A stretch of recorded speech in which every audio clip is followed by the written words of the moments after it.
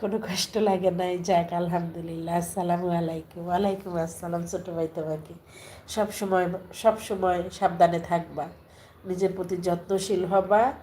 আর এই যে YouTube channel, Facebook channel, এইখান থেকে কোনো কিছু আশা করবা না যে এটা দিয়ে এটা হবে, আমি এটা করবো, আমি আমার স্বপ্ন পূরণ করবো, এই করবো সেই করবো, এগুলো প্রত্যাশা করবা না।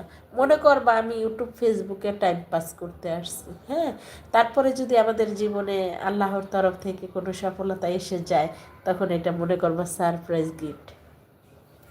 আর যদি প্রত্যাশা করো, আশা করো যে আমি ফেসবুক থেকে এটা কামাবো, এটা কামাবো, ইউটিউব থেকে এই হবে সেই হবে, হ্যাঁ, তখন যদি মনে করো একটা সময় করতে করতে করতে করতে ক্লান্ত এসে পড়বে।